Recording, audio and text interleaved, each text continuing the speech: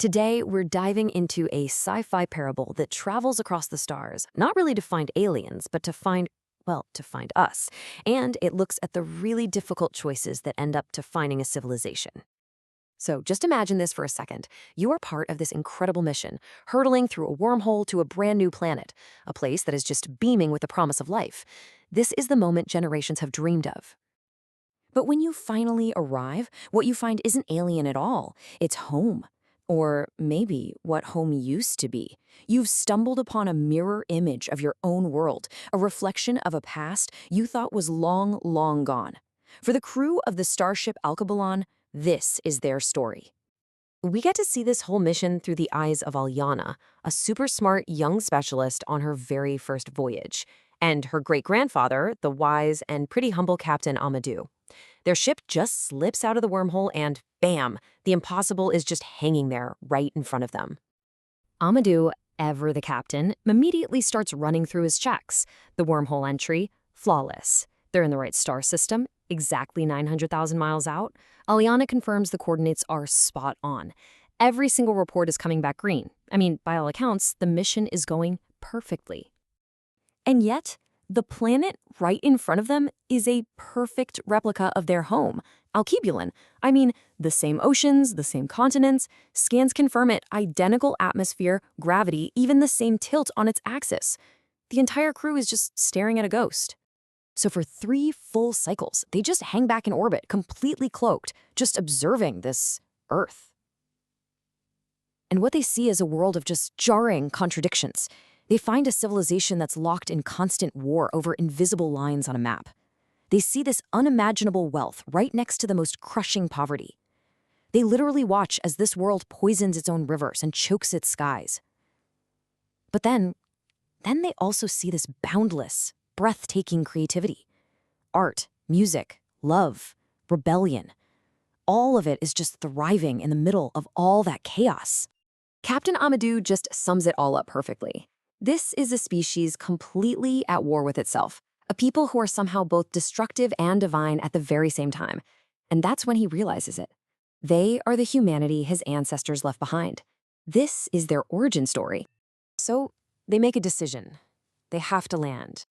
This isn't just about watching from a distance anymore. It's about understanding. They need to walk on this fractured reflection of their home and figure out the exact moment their 2 paths split, to see for themselves how this Earth became so different from their Alkebulan. Okay, let's really get into this because the differences are wow. They're profound. On Alkebulan, you have one united people. You're a citizen of the planet, not some little chunk of it. But on Earth, they find a world carved up by borders and nations. On Alkebulan, they live in harmony with their world. On Earth, poisoned rivers. But the most shocking difference of all is their idea of wealth. The Alkebulan crew tries to wrap their heads around Earth's economic system, capitalism. And to them, it's just this bizarre, almost cruel game. Your power isn't determined by your wisdom or what you contribute, but by how many of these little tokens called money you can hoard. It's a system that lets some people have way more than they could ever possibly need, while millions have absolutely nothing. So what's the alternative, right? Captain Aamadu explains it with this radically different philosophy. On Alkebulan, wealth is measured in time. Why? Because, as he points out, time is the one thing that can't be stolen or hoarded. It's automatically fair. In his words, time is life, and life belongs to everyone. With this completely new understanding, Aamadu and Alyana realize they can't just observe anymore. If they really want to get why Earth is the way it is, they have to confront the people who built the system.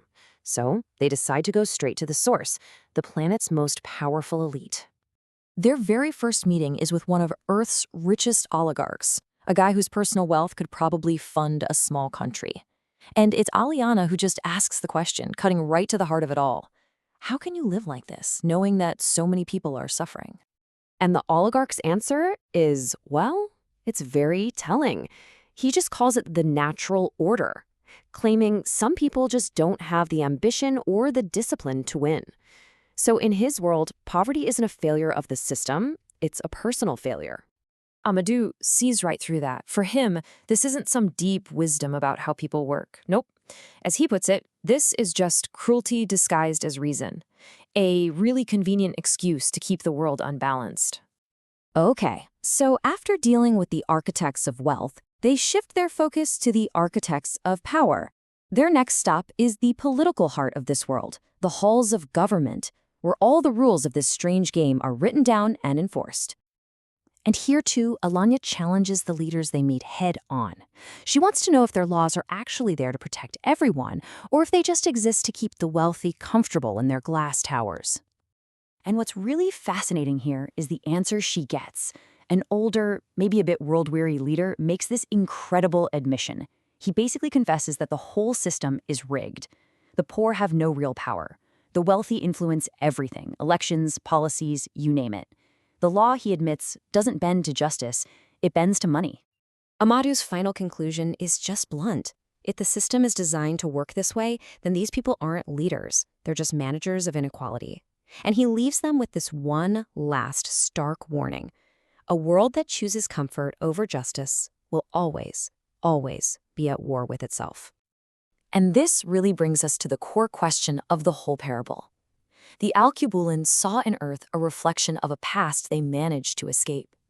Their journey holds up a mirror not just to some fictional planet, but to us.